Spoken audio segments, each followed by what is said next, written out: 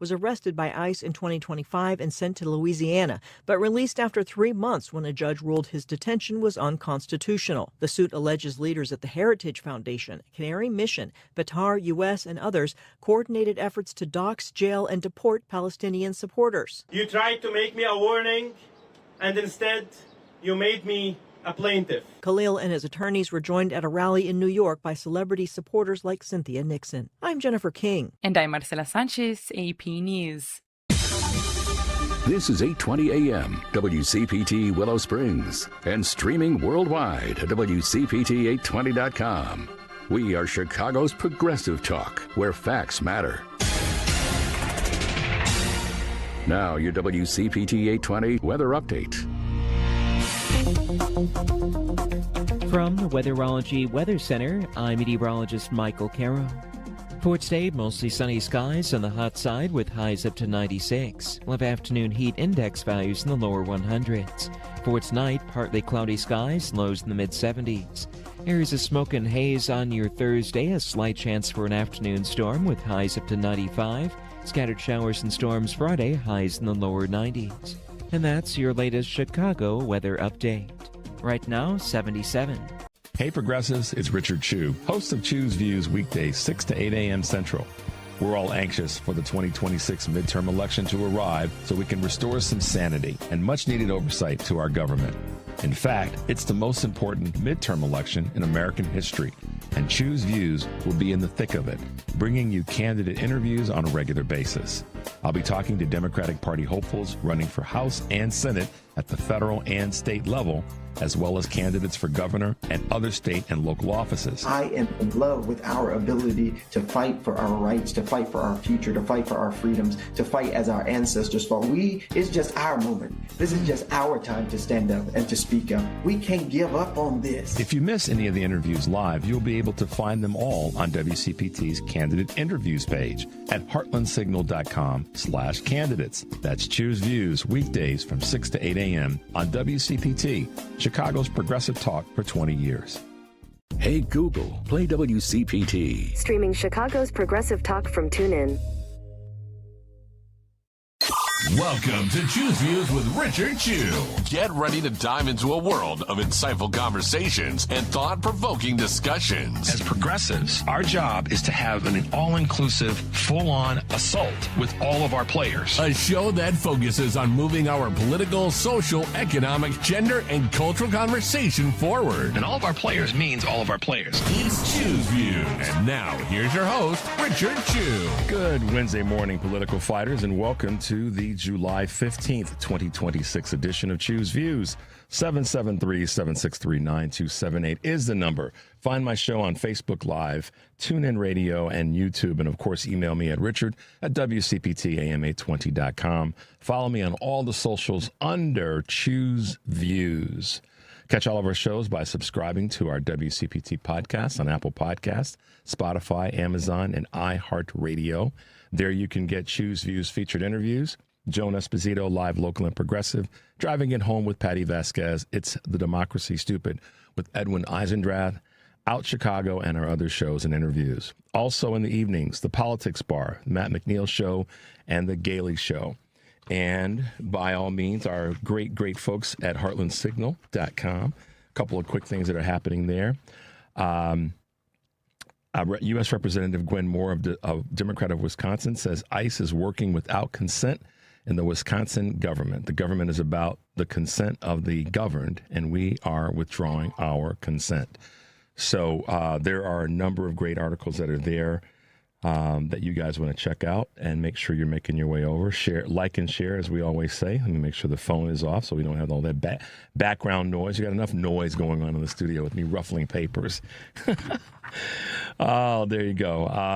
So there's a couple of great posts about and through Representative Gwen Moore, Democrat of Wisconsin. So make sure you check those out. And like I said, pass them on. I want to give a little bit of a shout out to the to the Democrats in the Senate for their blocking of this defense bill. Obviously, the Republicans were trying to ram this through. And so shout out to Chuck Schumer for holding the caucus together and making sure that they did the right thing with this appropriations. If it's not right, it's not right, and we can't we can't allow the Republicans. And this is one of those cases where the Democrats use their numbers to the best of their ability. So shout out to Senate Minority Leader Chuck Schumer for that kind of leadership. All right. So this morning we are going to be busy, as always. We got things happening. We want to hear from you. Make sure you give us a call at 773-763-9278. Got some commentary after the first break on something that took place yesterday that will probably fly under the radar, but not here. Not here. We're going to talk about it. So on today's show, let me share this with you real quickly. Power-packed lineup. Starting at 6:30 with Princeton professor Eddie Glaude. You have seen him on MS Now. He is a James McDonnell Distinguished University professor in the Department of African American Studies at Princeton University. Author of several best-selling books, including his most recent one, America, U.S.A, How Race Shadows the Nation's Anniversaries. And we will definitely talk about that. I've got so many questions for Professor Glaude, so I'll try to keep those in line as best we can. In the 7 o'clock hour, Kurt Mullett from Hoosier Blue 63 will be joining us, as always. And I know he's got a few things to say. He's had some great posts on social media this past week. And then former Lieutenant Governor of Wisconsin and 2026 candidate for Wisconsin Governor, Mandela Barnes, will be with us in the 7:30 hour, talking about his race for that office. And that's a governorship that we've got to hold on to. There's a few others that we've got to hold on to in the country, and then some, hopefully one or two that we can pick up. The importance of governor races. I've said this since the beginning of the show. I've said it longer than that, but since the beginning of the show, one of the things that I've leaned into is the importance. We know how much we spend time on the federal races and the federal government and what the federal government does. And never before, since Donald Trump has been back in the White House, has us paying attention to the federal government been important because of the way in which the federal government is trying to hurt the states. They've made that their mission. It's in Project 2025, and it's part of what they've been trying to execute. And they talk out of both sides of their mouths when it comes to the importance of the states. On one hand, the states should deal with, abortion, a woman's right to choose. And on another hand, we want to take the states' rights away when it comes to how we view voting. See, they're back and forth. It's a let's pick what we want it to be about for the states, and when it doesn't suit our will or our goal, then it doesn't really matter as much. But to that end, the governor's races are super important, like never before. The states that are holding on, that are being able to buffet some of this madness coming from the White House and the entire administration and cabinet and the GOP is being done by governors in many cases, and certainly attorneys general, secretaries of state.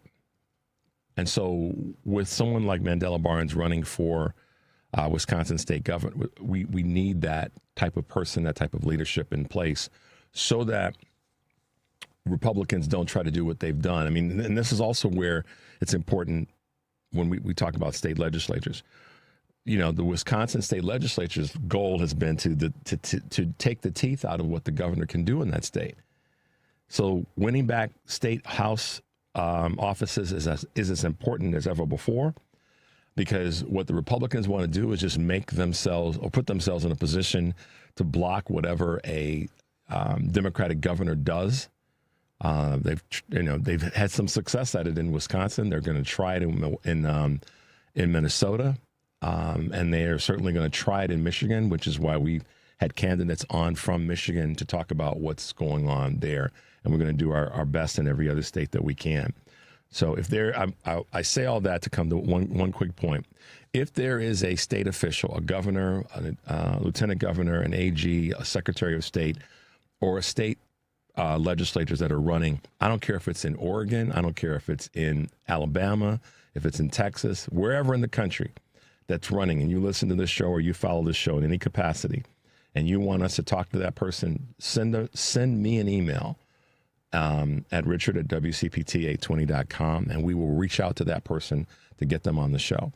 If they're running for office as a Democrat and we want to get them, provide them with as much support as possible, you let me know, and I will do my best to make sure that our team works to reach out to that person to get them on, because this is an opportunity for us to take back those state legislatures. Let's do it. Let's do it as a team. So I'm all in on that. Let me know. As I said, we got Professor God, Professor Eddie Glaude, Kurt Mullett, Mandela Barnes will be with us. And today's question of the day, let me get to this real quickly before we take our first break. And with us talking about the state elections, it's important to look at the future. And one of the things that I hear a lot and talk about to some extent is, you know, how we're going to navigate voting. Voting rights right now is even further under attack than it ever has been with the Supreme Court's ruling. It makes it clear that they don't want certain people to vote. It's not about this illegal voting and all that. That's not it at all. It's about making sure that certain people don't vote. So our question of the day is regarding voting. And that is, what are your thoughts and feelings about lowering the voting age to 16 years of age? The 26th Amendment gives the person that's of 18 years of age the right to vote. But there are many people that are saying that, you know, we need to have younger people involved in politics and more younger people involved in what we're doing in the country. And I dare say that irrespective of what some people say is too young or they don't know enough, I think that we've set a number that may be to our disadvantage as a country in terms of participation of younger folks. If we want younger folks involved in politics and have younger voices involved in what's going on, then why don't we look at changing something that's become kind of an institutional block? I mean, I know a bunch of 16-year-olds that are pretty doggone sharper than some 28-year-olds. Henry, you probably do too. Mike, I'm sure you got some folks in your world that are 16 years old, 17 years old, and they know what they're doing. They've got a plan. Where you got some folks that are 27 that they're like, right? So why don't we consider that? Because, or I want to hear what you guys have to say. I'll tell you where I am as we go along the show today, but I'll give you kind of a hint. I wouldn't have asked this question if I didn't think it's something that we should consider. What I want to hear from you guys in terms of your thoughts and feelings about lowering the voting age to 16 years of age. Let us know by sending us a text or giving us a call at 773-763-9278. You can also text that number. And leave your comments on our Facebook page. Let us know what your thoughts are in that space, and we'll try to get them on today. Let's take a quick break. The number is 773-763-9278, and you are listening to WCPT AM 820 in Chicago. Choose Views on WARR 1520 AM and 103.5 FM from Warren County, North Carolina, and AM 950, the progressive voice of Minnesota. I'm Richard Chu. We'll be right back.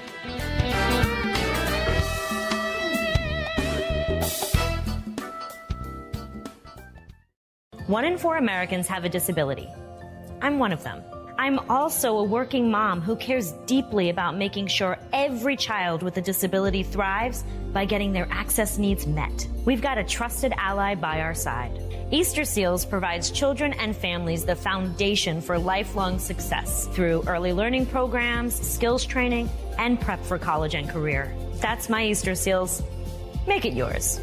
Join us at easterseals.com. The best words to hear at the TSA security checkpoint? You're good to go. So check before you jet.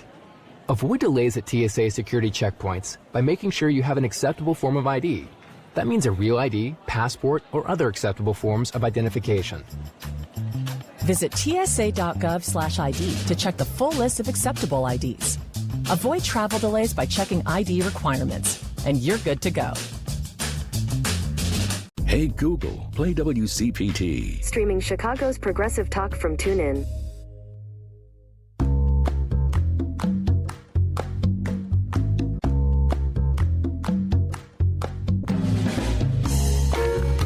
All right, guys, welcome back to the show. If you're just tuning in, it's Chew's Views, and I'm Richard Chew. On this July 15th, 2026, how about a couple of quick Chew's Views news items? New York is halting new data center construction for a year. They became the first state to bar new data center construction. The one-year moratorium applies to data centers using 50 megawatts of power or more. It's meant to buy state officials time to create a set of consistent, quote, standards for the new facilities, plus explore the possible environmental impacts. As more data centers go up across the country, the communities around them have been debating the potential consequences such as higher electricity bills. As we all know, New York has about 130 currently, while hotspots Virginia and Texas host more than 500 each. The Consumer Price Index falls for the first time in 6 years.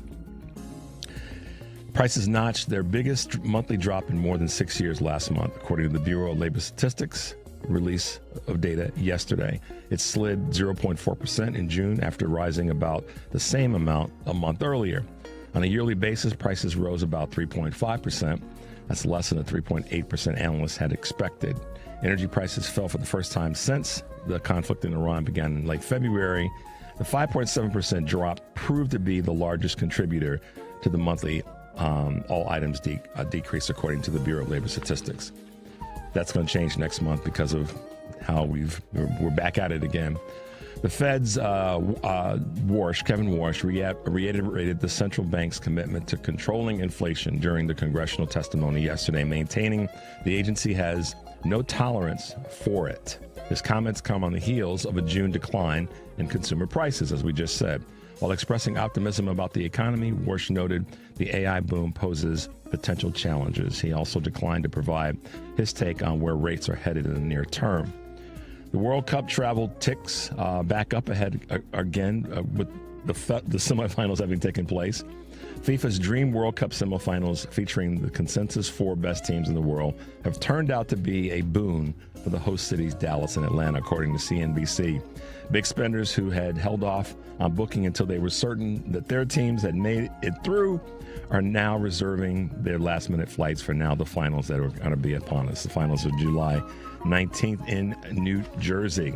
Last but not least, Warren Buffett is once again giving away a big part of his wealth, $6 billion of his Berkshire Hathaway stock, putting him on track to give away his entire stake in the company within the next 8 years. The 95-year-old investor on Tuesday announced that 4 charitable organizations helmed by his 3 children will receive about $6 billion worth of shares in the company, where he still serves as chairman.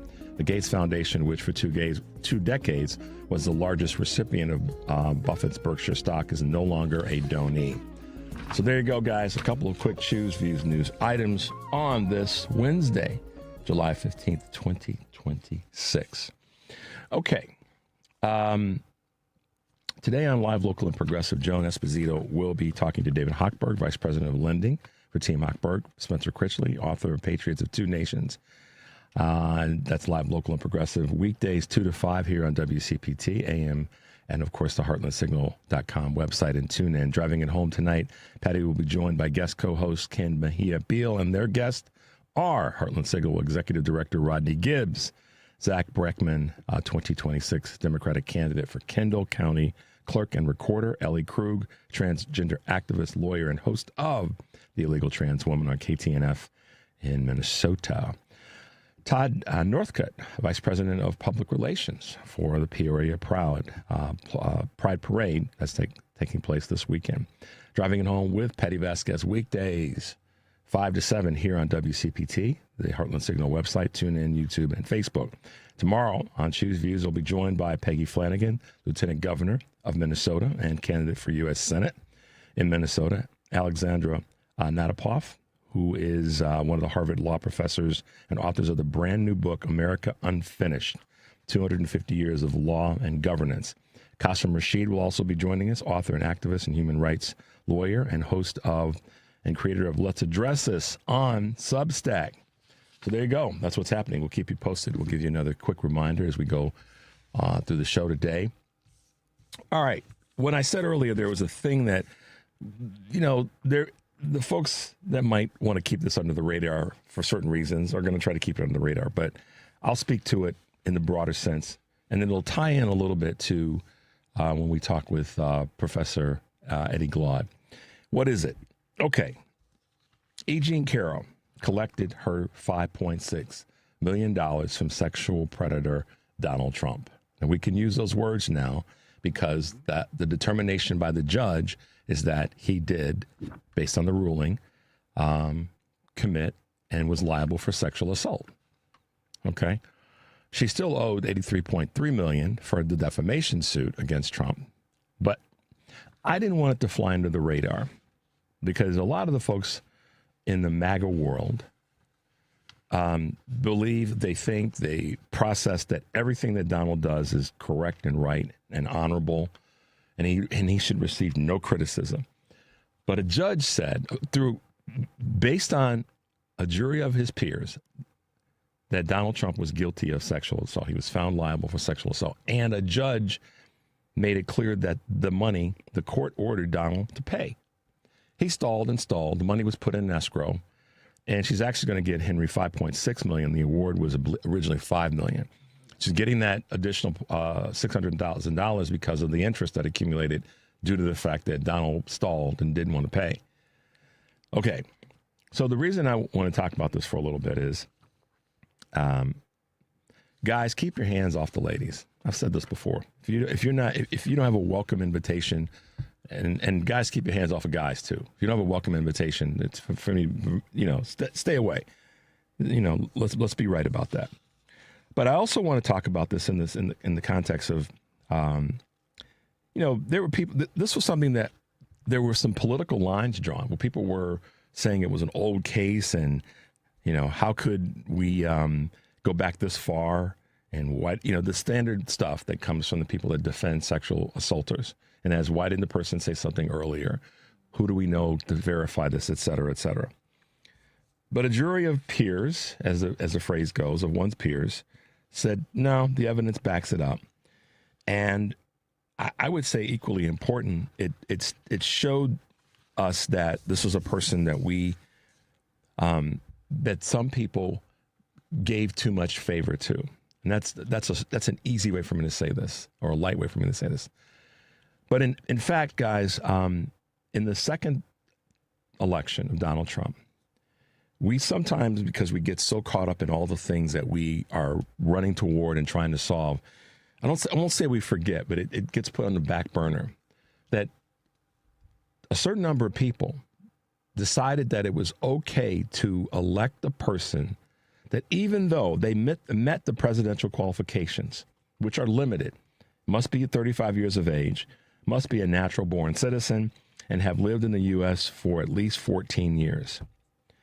But there are no rules in the Constitution that prevent a convicted felon from running for or serving as president. Bless you. There are no rules in the Constitution that prevent that. And I say that there should be. If it's a convicted felon, I think that we should add that bullet point to the qualifications.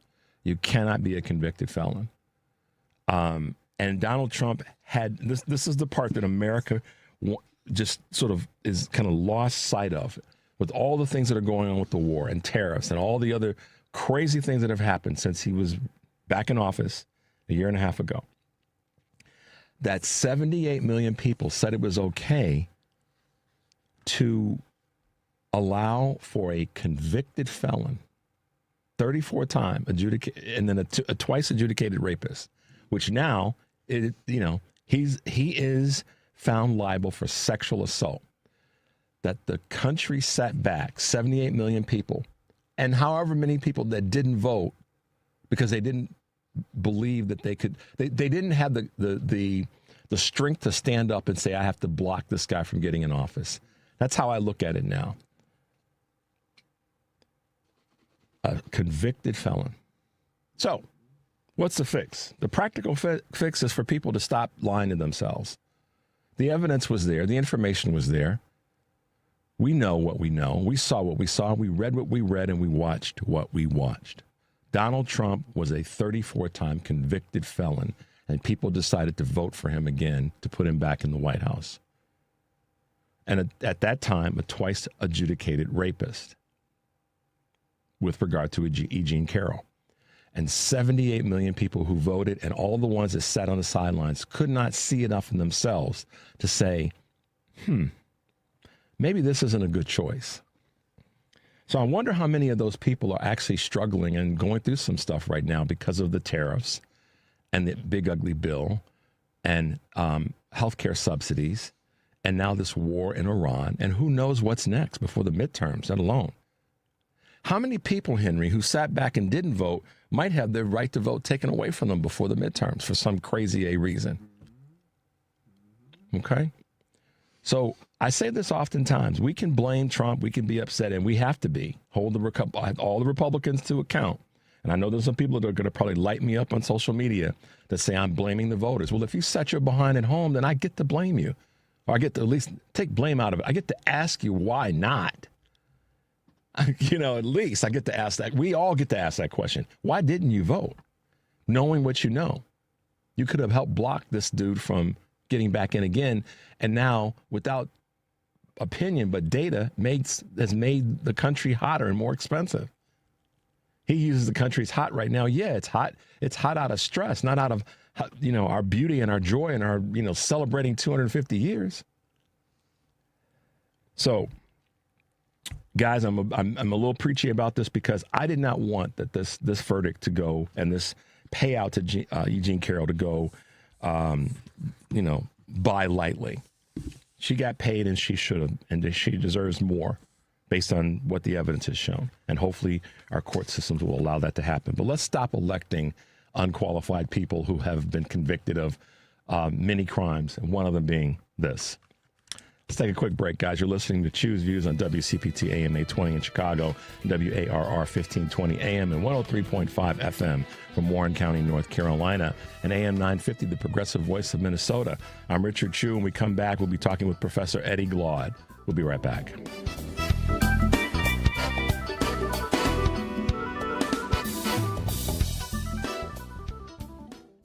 My name is Whitney Allen, and I'm a widow. My husband, Ryan, died. We never thought we'd ever have to use life insurance, but the unexpected happened. With Ethos, signing up was fast and 100% online. You can get a quote in seconds, apply in minutes, and get same-day coverage. No medical exams, and you can get up to $3 million worth of coverage. I'm grateful we were prepared. Get your free quote at ethos.com/term. That's ethos.com/term. Paid spokesperson. Time spent on application may vary. Online health questions required. Imagine home. The smell of coffee, the sound of a lawnmower, the sun's warmth on your face. Free to be yourself. Surrounded by love that helps you grow. This is a place to call home. That's an American dream we all deserve. But in 50% of U.S. states, you could legally be denied housing if you are LGBTQ+. Get the facts and hear real stories at lovehasnolabels.com. Brought to you by Love Has No Labels and the Ad Council. This is Chicago's Progressive Talk, 820 AM, WCPT Willow Springs, and online at WCPT820.com, where facts matter. From the Weatherology Weather Center, I'm meteorologist Michael Caro. For today, mostly sunny skies on the hot side with highs up to 96. We'll have afternoon heat index values in the lower 100s. For tonight, partly cloudy skies, lows in the mid-70s. Areas of smoke and haze on your Thursday, a slight chance for an afternoon storm with highs up to 95. Scattered showers and storms Friday, highs in the lower 90s. And that's your latest Chicago weather update. Right now, 77. WCPT 820, Chicago's Progressive Talk, where facts matter. There's this sense, right, that whiteness, right, is under threat. The demographic shifts. The country isn't what all of these racially ambiguous children on Cheerios commercials are confusing the hell out of me. Right? Eddie, a lot of people voted because their life's too damn expensive, and it was here, and it. They voted for. You're telling me, Stephanie, that all of these people who believe that their lives are that bread is too high and eggs are too high, that they voted for a convicted fella, A guy who said we can grab the P. I think that a lot. They voted for this listen, guy. I'm not defending it, but I think there are tons of people that don't pay attention to, and I'm not defending it, don't pay attention to politics at all. But while we live in the most prosperous country in the world, people are saying life's not fair. I'm not doing well. My son's still living in the basement. I can't seem to get a job. I don't like the status quo. I'm voting for something else. And I love you to life. I love you, but I do not believe that. I cannot believe that. And the reason I think you believe it is because you don't want to believe that that's what's really motivating them. It's always the case. People don't want to believe what the country actually is, because if they believe it, they're going to have to confront what's in them. I don't believe that. They voted for a crook, a person who they know is stealing from, just doing everything to undermine the so-called country that they love. And then they're telling us the BS that it's economics. We know that's not true. I don't know how to introduce it other than to introduce it. That is none other than Professor Eddie Glaude. Good morning, sir, and welcome to Choose Views. Good morning. How are you? I'm great. I wanted to drop that one on you to see if it take you back in the time machine a little bit. That every time I listened to that, when I first heard it, I saved it. I sent it to the guys here. We had it on the show, and every now and again, I listened to that to remind myself of obviously those powerful words that you shared on what was at the time MSNBC and Stephanie Ruhl's show. But the importance of helping the country remember, particularly on the anniversary that we just celebrated, last week. We need to reel back sometimes and understand what actually happened in the 2024 election. So I just wanted to say live, thank you for those words. They resonate with me, and they're powerful. And it's the truth. People don't want to tap into that, because if they do, as you said, then they've got to deal with the reality in themselves that that's what we actually did, or that's what they actually did. So welcome to the show. You got the baton. That was a surprise. Yeah, no, I think we have to really kind of confront the reality that, we're in this current state because large numbers of white Americans just refuse to elect a black woman as the president of the United States. And we're going to have to address that ugliness, particularly in the 250th year of the country, right? My goodness. Well, given the fact that we just had, and one of the things that I want to share with you guys is Professor Glaude is known and noted for best-selling books. He is the chair or distinguished university professor at Princeton and African-American studies.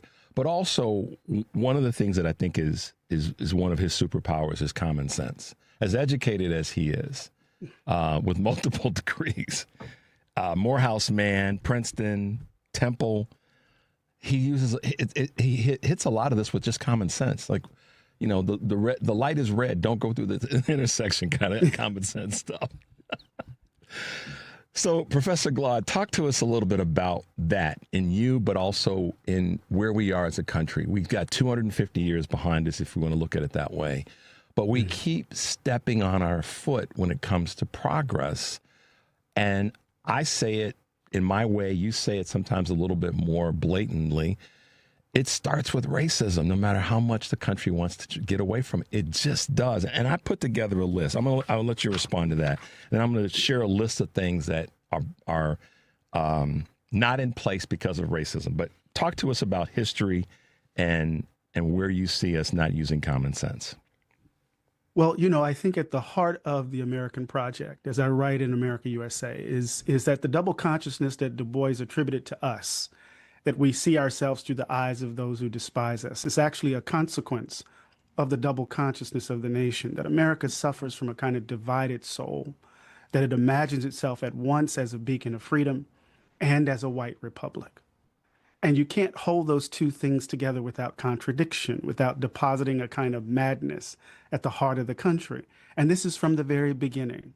Right. So you see in the founding documents, in the Constitution, the 3/5 Compromise, the Fugitive Slave Clause, and the like. You see it in the refusal to abolish the transatlantic slave trade, and the way in which race shadows how we conceive of American democracy and American freedom in so many ways. And so I think as long as so many folk in this country believe that America is their possession, that freedom is their possession to give and to take away, we will find ourselves in these cycles of madness. And I think what is required, Doc, is a kind of honesty with regards to that. And this is the challenge. Because we so many people believe the myth that this is somehow the Redeemer Nation, that we have this special mission, that America is exceptional. There is a refusal to kind of confront the ugliness that's at the heart of who we are. And so I take it as my work to bear witness, to tell the truth as best as I can out of a spirit of love, right? Yeah. And that's the challenge, right? Because sometimes the rage often tries to overwhelm everything, it seems to me. It does. And this is the conversation that as Americans, and I'll say Americans first, and then go to being men that happen to be Black or of African heritage. It's a conversation that has to be had. And you there's another great piece of yours where you talk about one of the things that being Black forces you to do is leave your Blackness, and I'm paraphrasing, at the door when you walk into certain environments. It forces you to not acknowledge who you are, not acknowledging who we are when we are in certain company. And that's another one of the things that hasn't changed in our country. Talk to us about that, Professor. Yeah, it comes from an essay that James Baldwin wrote as a young man entitled Many Thousands Gone. He says we have to wash our face blank in order to wash away your guilt. That we have, in so many ways, to paraphrase it, we have to leave the particularity of who we are at the door as precondition for our entree into certain rooms. Because, if we come with the fullness of who we are, that doesn't mean stereotypical Blackness, right? You don't have to be loud and all of these things, but just to bring the fullness of who we are into a room, right? Oftentimes, folks get uncomfortable. You're too confident, you're too arrogant, you're too angry, you're too this, you're too that. So we have to, in so many ways, mask. And it's exhausting. It's exhausting on so many different levels because we're constantly code switching. We're constantly trying to navigate these spaces so that we don't trigger white fear, as the historian Carol Anderson talked about, because white fear, of course, is tied to a kind of rage that we know intimately is dangerous and can generate unimaginable harm. So I think it's a part of this place, man, where race shadows our steps at every turn, and we can't, in this current moment, we can't say that out loud without folks thinking that we're we're claiming the status of victimhood, or we're engaged in reverse racism. So to tell the truth about our current days somehow gets turned back on us. Yeah, and I'll cite a couple of things, and this may take us past the break, but I just have to list these are some things that racism is preventing white America from benefiting from. Just hear this out. Healthcare, fair wages, national security, infrastructure, environment, and education. Those 6 things, and there are many more, I'm sure, but those are the 6 that come to mind because they're national issues that impact every single person in the country. But the reason that we're not, in my assessment, in a better place in those categories is because of racism. And if we look at history, Tom Hartman, he hosts the Tom Hartman Show and has written a number of books. He talks about the reason that white Americans don't have good health care is because historically, the country did not want to provide health care that would extend to Black folks. So we don't have health care today for everybody in a cogent way because of racism. The same is with wages. That's the reason we don't. National security, because of racism. Infrastructure. We can't let those communities down there have nice streets. So then all the bills none of them get through in a manner that's beneficial. The environment. I mean, we all breathe the same air. And education. Those are my 6. What are your thoughts, Professor? Right. No, I think this is a really important point. I would urge your listeners to go out and get Heather McGhee's important book entitled The Sum of Us. And she uses the example of public swimming pools to make your point. She was talking about this period in the context of the early 20th century, mid 20th century, when you had a lot of white immigration from Europe, and people were in their ethnic enclaves speaking their own individual languages. So you had urban planners who thought, well, maybe if we build these huge pools, people would come out of their ethnic enclaves and we can have a spirit of community. So you get these huge pools built in public pools built in cities like Chicago and in Jackson, Mississippi, and the like, but they were segregated. Yeah. And our people were drowning in creeks in the South because we weren't allowed to swim in public pools. And so when we started demanding the desegregation of pools, what did they do? They emptied the pools of water. Yeah. They filled them with concrete. They denied themselves access to the public swimming pools. And now we got private swimming clubs, which is based on class, as it were. So you see, here we have an example of a public good denied to the community as such, because you want to deny it to Black people in particular. And that is where and why people say, well, can't we just get past racism? And I say, well, sure we can. If people acknowledge that so many of the systems in our country that are broken because of racism. And yeah. I mean, it's not rocket science necessarily. No disrespect to our wonderful rocket scientists out there, but you know, for me, I think it's not really complicated. It is kind of a common sense thing. You get past it first. The old adage: "You show me yours, I'll show you mine." You stop, and I'll stop. And exactly, but it takes acknowledgement, and I'm not a professor, but I think I'm blessed with the common sense that my parents gave me and all the education that I have received. And one thing that I recognize over time, Professor Glaude, is for a problem to be fixed and then to move forward from it, you have to acknowledge that it exists, and you have to go to the core. You have to cut down, not to the muscle, but you got to cut through all the fat to acknowledge that it exists. And once you do, it is so... It's actually for so many people, I think for America, white Americans particularly, to acknowledge it wholly, not in part or kinda or with small words, but with big words, that it would actually reduce a lot of stress and PTSD for white Americans. What are your thoughts? Oh, that is so true. And, you know, I use the example when I'm speaking around the country. You know, you have problems with your marriage and you want to save your marriage, but you know there's a lie at the heart of it. Mm-hmm. At the heart of the problem, but you refuse to address the lie. Mm-hmm. But yet you say you want to save it, but you won't address the lie. So we know we have to tell ourselves the truth. We know we have to, in so many ways, I think, release us into a different way of being together. But that's going to require an honest confrontation. But it can't be a confrontation, Doc, that is, how can I put it, sentimental. Right. So oftentimes people think of racial justice or racial equality as a sentimental enterprise, as a philanthropic gesture. I'm going to do something for you by... There you go. I'm going to do you right by helping you. No, you got to feel better first. You got to do the work. You have to make the acknowledgement. And that's true in any dysfunctional relationship, frankly. Daddy taught me this a long time ago, Professor. He said, say sorry first. Say sorry first and mean it. But at least give the person that you're engaged with the respect that you may have been wrong or partly wrong in the process. And if you can do that, you save yourself a lot of time. And I try that my hardest. I don't always get it there. I'm going to apologize right now because we got to get to a break.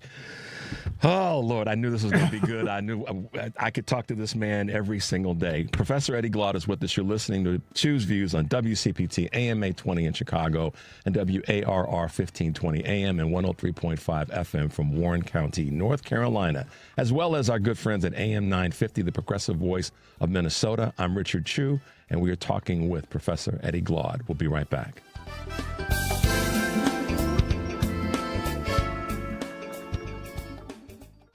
Behind every meal are the efforts of our farmers and farm workers, whose work feeds our families and powers our communities. For more than 30 years, AgSafe has supported this industry with the knowledge and resources needed to keep workers safe and thriving. We partner with agricultural employers to strengthen safety practices and provide hands-on training. Safety isn't paperwork. It's people, community, and peace of mind.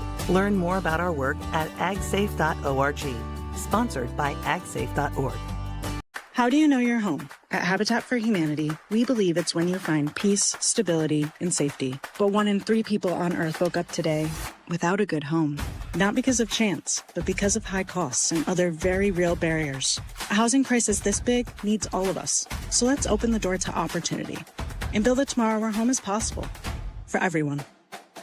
Visit Habitat.org to learn more. Again, that's Habitat.org. Habitat for Humanity. Let's open the door. This is WCPT 820, where facts matter.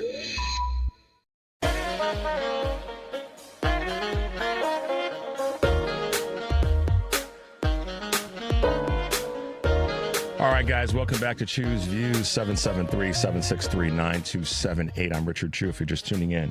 Professor Eddie Glaude Jr. is a James McDonnell Distinguished University Professor at Harvard. I'm sorry, don't get upset. At Princeton University. I'm sure that happens a lot at Princeton University. But Professor Glaude, one of the things that when I think about your latest work, America, U.S.A., our 250th anniversary or celebration, is your opening sentence in the book. I do not love America and never have, especially now. Criticisms left and right, top and bottom of that statement, but take us through a little bit of why that statement is so meaningful in the book, but also in the larger context of where we are as a country right now. Right. So, yeah, I've gotten a lot of heat for that sentence. Elon Musk said, if you don't love America, you're a traitor. You should be exiled. Can you imagine? Someone that wasn't born here. Exactly. I'm from Mississippi. Yeah. I'm from Mississippi. And so I wanted to make a certain kind of claim. Well, one is that I wanted to hold off the idolatry of the state. We don't love abstractions. We love people close to the ground. And there are a lot of folk who wrap themselves up in the flag, who say that they love the country, but they embrace policies that seem to suggest that they have no love for everyday ordinary people. So I want to reject the idolatry of the state.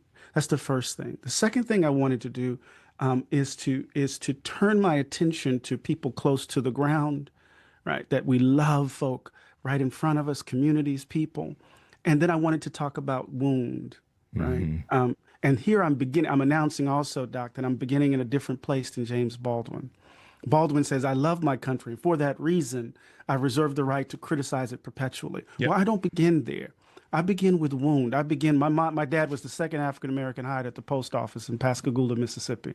That's high cotton back in the day. I know where it is. Right. So we lived in Moss Point. He moved us from one side of town to the other.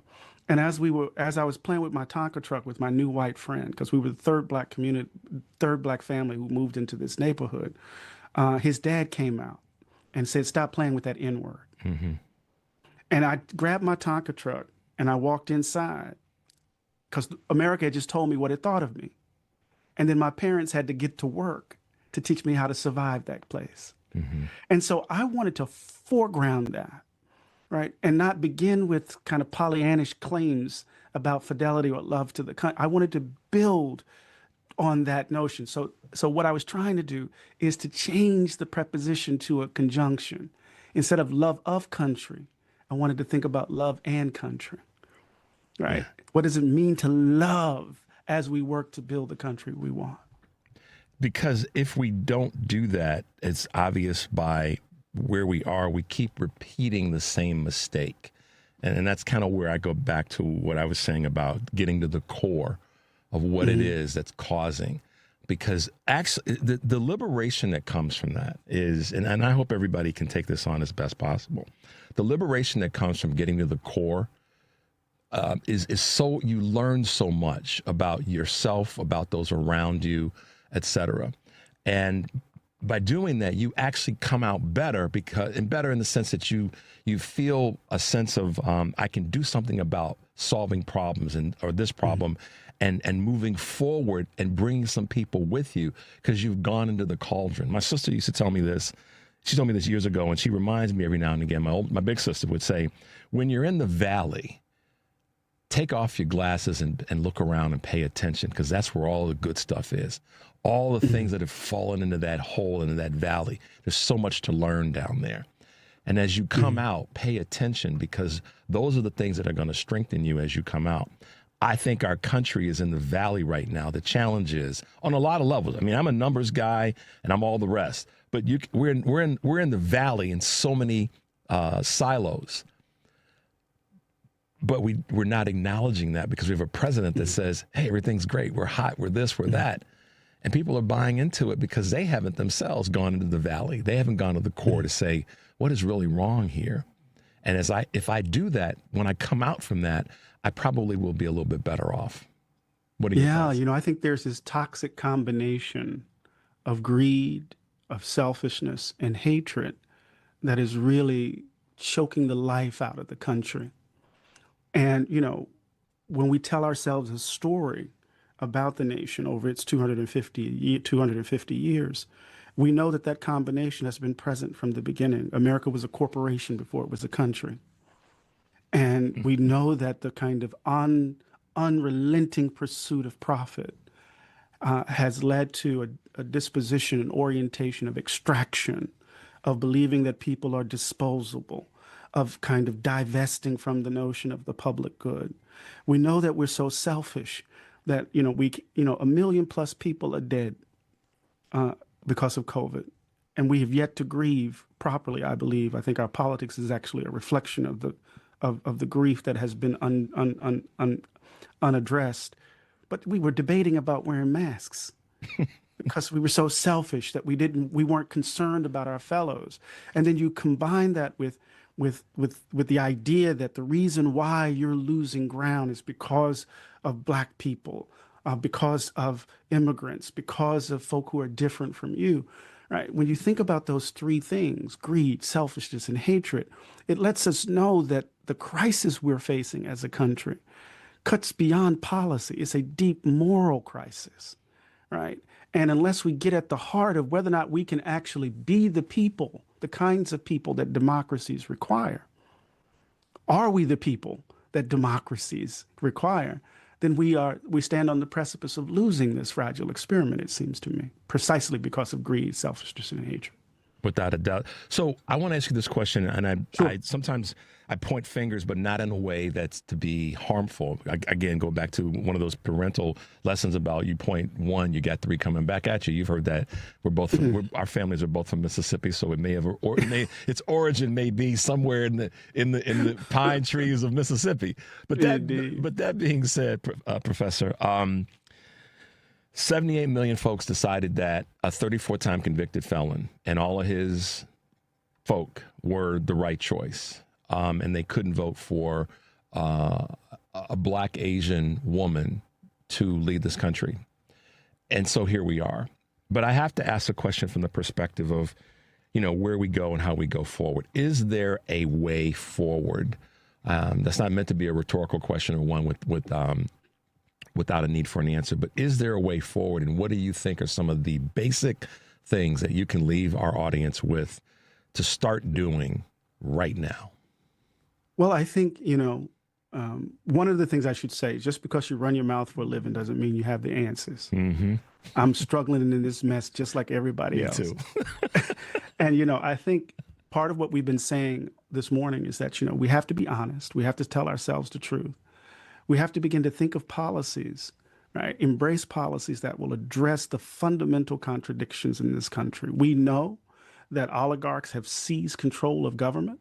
We know that fascists have undermined the very foundations of American democracy. So what would it take for us to address the fact that big money has captured government and fascists, white nationalists have seized government? That means we're going to have to address those fundamental commitments that have confounded American democracy. So we're going to have to vote at extraordinary levels, right, in order to get the fascists out of office. And then we're going to have to push the Democratic Party to understand. Now, this is going to get me in a little trouble. We're going to have to push the Democratic Party to understand that its legacy of triangulation, its attempts to be Republican light, has contributed to the moment. Yes, it has. We need policies. We need policies that will address across the board, right, working people who are Black, brown, yellow, white, green, working people who have been busting their behinds to make ends meet. And by virtue of that orientation, we can then redirect the country in certain sorts of ways. But it requires first, I think, as we said earlier, a recognition, an acknowledgement that racism has choked the life out of this country from the beginning. They're the ghost. It's the ghost that haunts, that has us by the nape of the neck. Yeah, it's and I appreciate that, because one of the things that I don't do, but I do is I criticize our Democratic Party in hopefully an instructional, let's move forward way. And even the Democratic Party has to acknowledge that it's played a part. And who is the party? The party is the voters as well as the people that are elected. It's not just the elected officials. It's all of those who have sat on the sidelines as Democratic voters, et cetera. But to that end, I appreciate you giving us a little bit of a send-off. Professor Glaude, you have an open invitation to be on my show anytime. I have such respect for what you've done, and that piece gets me choked up every time I listen to it. But I do that for a reason, is to remind me of what we're fighting for. So thank you so much for taking time to hang out with us this morning. How can folks find us real quick as we wrap up? Oh, thank you. Just take a look at my Substack, A Native Son. I would love for you to join and become a part of our community. Or you can find me on X or Instagram or Threads. Sounds good. Professor. Or Blue Sky. Yeah, there you go. Can't forget that one. Professor Eddie Glaude, thank you for being with us this morning. Have a great rest of the week, and I look forward to us doing this again soon sometime, okay? You take care, Doc. Appreciate you so much. You too. Bye-bye now. 773-763-9278 is the number. You're listening to Choose Views on WCPT, AM 820 in Chicago, and WARR 1520 AM and 103.5 FM from Warren County, North Carolina, and our good friends at AM 950, the progressive voice of Minnesota. I'm Richard Chu. We'll be right back.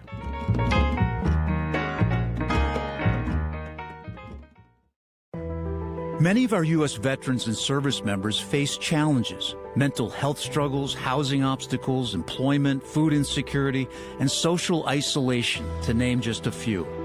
I'm Bob Woodruff. My family and I started the Bob Woodruff Foundation in 2006 after I sustained a life-threatening injury while reporting from Iraq. Our service members had my back that day, and we need to have theirs now more than ever.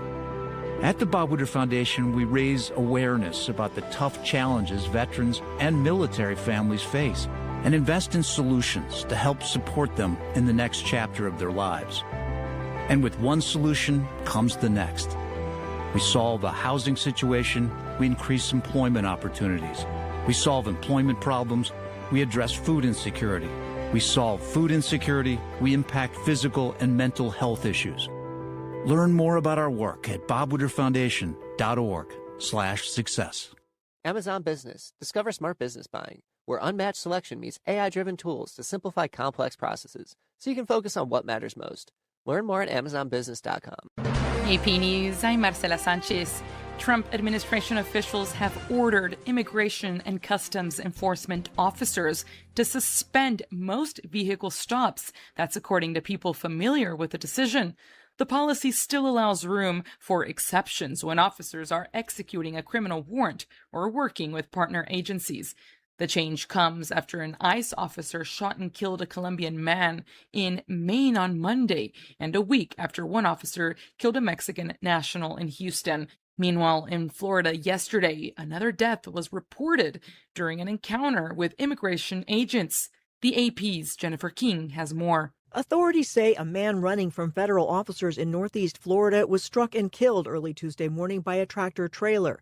The 28-year-old was among 4 occupants of a vehicle that stopped in the parking lot of a gas station and convenience store in St. Augustine. Police say that during the encounter with agents from ICE and Homeland Security investigations, the 4 fled on foot, with one darting across a busy road into the path of a semi-truck. Florida Highway Patrol spokesman Sergeant Dylan Bryan says the driver stopped and tried to render aid, but the man died at the scene. It marks the 3rd death in about a week involving encounters with ICE agents.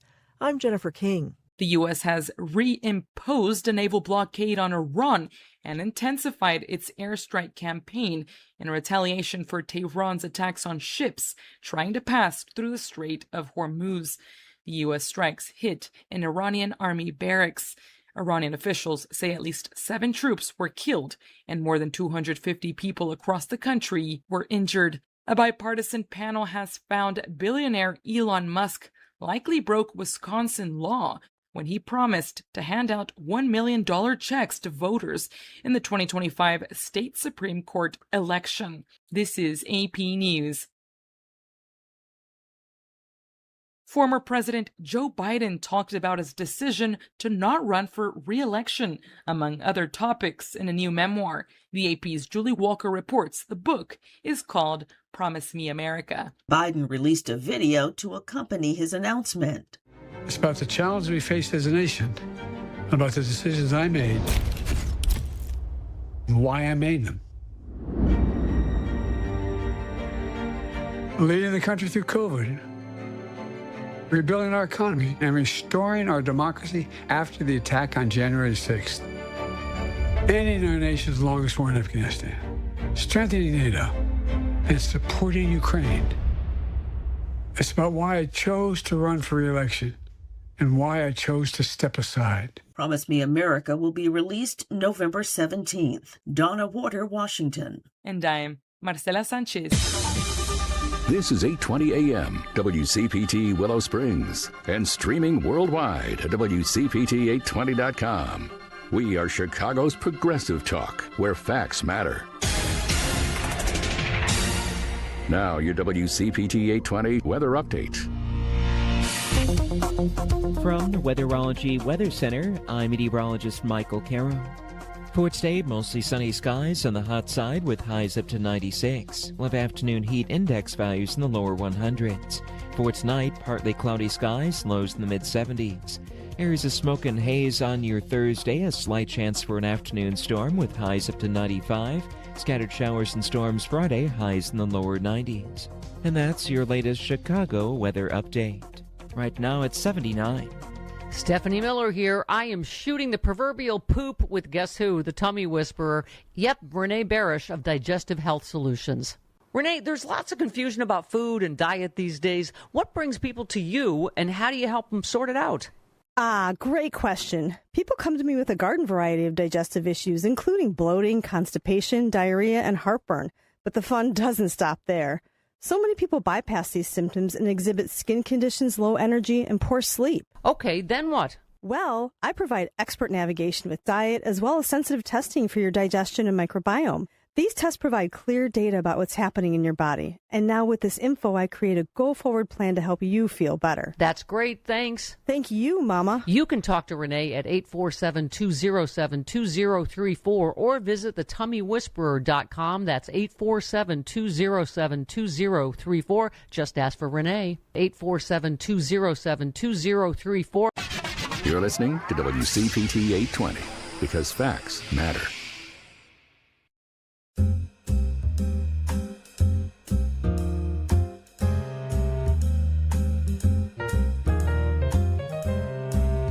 All right, guys, welcome back to Choose Views. If you're just tuning in, I'm Richard Chu. Thanks for being with us.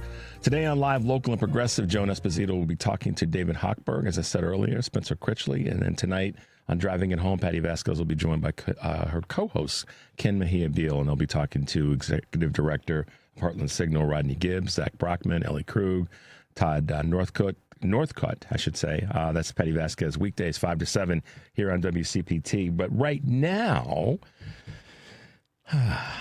good friend Kurt Mullett from Hoosier Blue 63 is hanging out with us. Good morning, Kurt. Welcome to the show. Hey, good morning, Richard. Thanks for having me. How are you doing? I'm doing great, man. Absolutely. I hope you're doing well. You got a big smile on your face, so that makes me happy to see you smiling. It's harder every day, brother, but that's what we got to do. Keep smiling. We keep smiling. We keep moving forward. Smiling. Yeah. I don't know if you had a chance to hear any of the conversation with Professor Eddie Glaude, but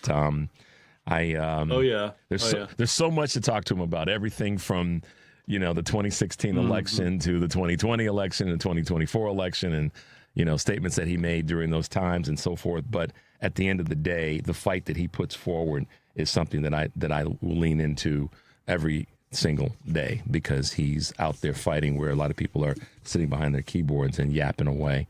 So yeah, and I've got to hand it to you to be able to adjust how you go from Professor Eddie to Kurt from Indiana, because it's great the way you can pivot, brother. Well, let me tell you something. Thank you for saying that, but I will tell you that Professor Glaude would say that is our responsibility as brethren right now. We have to be able to embrace all of us. He said it briefly in what he said, but we have to be able to embrace all of us, and I think that's where you and I have come together.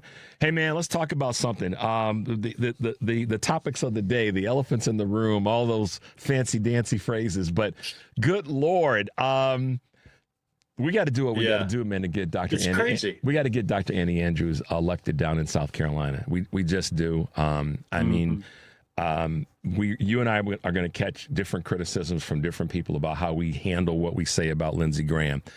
Lindsey, I think one of the best statements that was made is by Joe Biden, by Hunter Biden's, in his comments where he said, I'm going to try to remember the guy before he changed to be this Trump acolyte. That's not how Hunter put it, but that was trying to give the favor to favor to a former friend of his father's. But at the same time, acknowledging the fact that this dude turned on us, and Lindsey turned hard, and in a way that his voting record is more important to me than, frankly, how he died, because that's the legacy that's going to be there. His voting record and the things that he stood in the way of. The things he said.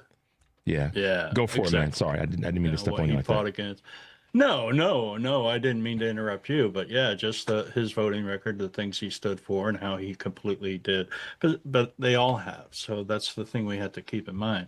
Every single one of these people, Rubio, Cruz, Lindsey, all of these people, even Mitch McConnell, at one point in time had nothing. J.D. Vance, the list goes down, had nothing but negative things to say about Trump. They knew who he was. They talked about him. They called him a Nazi. They called him a psychopathic liar. They called him, all kinds of names. Okay.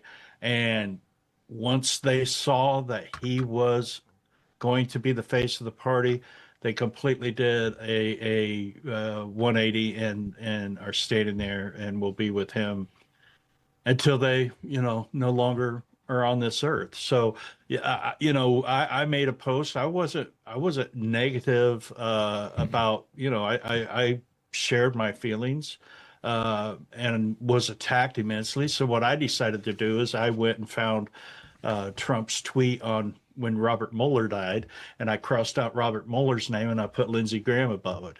I put a red line across Robert Mueller and put Lindsey Graham, and then reposted it because they the people on the right have a short memory. Okay. They don't remember, or I think they do remember, but no. I think they do. I know what you're trying to say, and I appreciate you trying to bend yourself into a pretzel, which you rarely do. But they know damn well. They know what was said. They don't forget. They just what is it? There's a psychological name for it. Cognitive dissonance. That's what it is. I couldn't think of it. That's what's going on. They just decide, you know what? I'm not going to talk. I'm not going to think about it. I'm not going to talk about it. They turn into little children and go, nope. I'm not listening to you. It's like, that's what happens, Kurt, because they know what he said. Yeah, they know what he said, and what the other part, or the ride along. I shouldn't say the other part. The ride along with that is when you ask someone that's in the tank, the MAGA tank or the GOP tank, what do you think about blah, blah, blah that so-and-so said? And say it's Trump. And they say, well, I haven't seen that yet, or I haven't heard it. I'm like, stop lying. You heard it. One of your staffers rushed in and said, this is out there. Prepare yourself, because you're going to get answered questions when you're walking down the congressional hallway. So in the sense with people who don't remember what Trump said about Robert Mueller, or what he said about Rob Reiner and that tragedy. Anybody, Rob Reiner, the list goes on. They know what he said. McCain. The list goes on and on. He said some of the most hateful things when people have passed away, Democrats. So, even Republicans. When John, listen, even Republicans. You're right. The thing that I think Republicans who say they're Republicans should have. This is why what Professor Glaude says about racism is at the tip of all this. At the end of the day, you said it in your way too. But let me come back to this. Republicans that call themselves, quote, true Republicans, not the hardcore crazy ones that we know are out there, but the ones that would maybe say that they're more moderate. People forget about something that Donald Trump said in this context of going after people in his own party that I think should have discounted him a long time ago. And it was a simple statement, but it wasn't. It was one that sometimes gets missed. And that's when he went after John McCain and said that basically, real heroes don't, when he got captured, making the statement that, right. That to me, if I'm a real Republican and I'm military, active duty or former military, I'm like, why would I vote for this dude? Because John McCain, by our standards in the country, right or wrong, was a war hero. Now, he shouldn't have been flying where he was flying. The data backs that up. But at the end of the day, he did not cave in on the people that would have caved in so that people that would have been put in further harm. That, to me, showed his ability to be the label of a war hero. And Trump coming from a guy who had 5 deferments from the Vietnam War and then went on Howard Stern and said that fighting VD, venereal disease, was his own private Vietnam.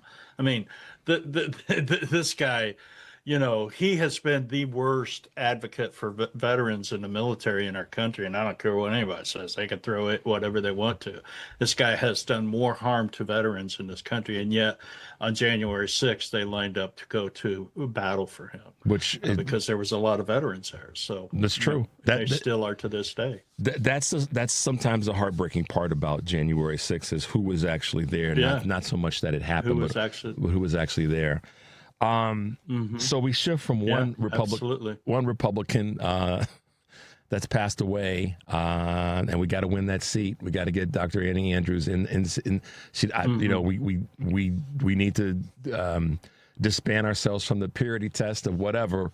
We need to win that seat, and I think she's good for it. And it was great to interview her yesterday. Kurt, let me ask you this question, and I know you don't know, but what are your thoughts before we go to this first break? About Mitch McConnell, that whole situation, not so much his health, because if he's sick and unhealthy, and then do the right thing, family. That's where I come from, and I know you and I come from the same place in that regard. But my concern is like what Governor Beshear's armed with to be able to do the right political thing. Your thoughts, real quickly. Well, yeah, I made a post about that too, is that I'm calling Andy Beshear to come to the forefront. He needs to step up. He needs to demand a one-on-one meeting with Mitch McConnell. He needs to have verification. And if he's not going to do it, somebody needs to do this. Somebody in Congress needs to step up, because what they are doing, they're delaying this because there's an August 3rd deadline for a special election to be held. And they're trying to get past that point. Look, it came out, the first thing that came out was that he was brain dead. Yeah. Let's not forget that, okay? Now, I know miracles happen, but I don't know how many people come back from being brain dead. I don't know. I'm not, But trained. history didn't line up on that one. Yeah. But so, the way I look at it is that we have 2 dead Republicans that need their seats filled. And one of them, they couldn't hide, and the other one they're hiding. Mm-hmm. Yeah. Well, I saw your post, and I agree with what you said, Governor Beshear. This is one of those moments. I know you got to get all the legal boxes checked and so forth. I get that, but you're the executive of the state, of the entire state, not the Democratic Party, of the entire state, and technically the Senate is under the jurisdiction in terms of filling the seat of the governor in that state. So, or at least, hey, I'd like to make a visit to him. I'd like to see how he's doing. I'd like to talk to him and make sure that he's doing okay, and if there's anything that I can do for him. It's actually a good strategy to say, I want to go check on him. He is a U.S. senator from our state. So let's take a quick break. 773-763-9278. You're listening to Choose Views on WCPT AM 820 in Chicago and WARR 1520 AM and 103.5 FM from Warren County, North Carolina, as well as our good friends at AM 950, the progressive voice of Minnesota. I'm Richard Chu, and we're talking with our good friend Kurt Mullett from Hoosier Blue 63. We'll be right back.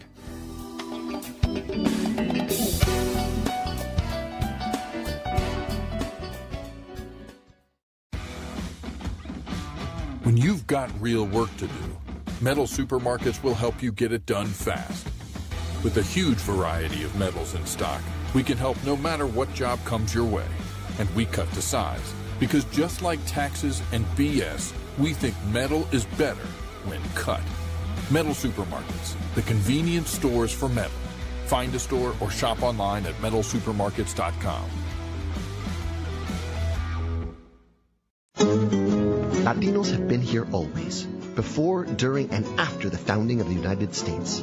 We are small business owners, teachers, farm workers, doctors and engineers, families raising the next generation. Latinos contribute over $4 trillion to America's GDP. We are an indelible part of the American story. We are America. America is us. Learn more by going to americasus.org and discover how Latinos have shaped America's past and are forging its future.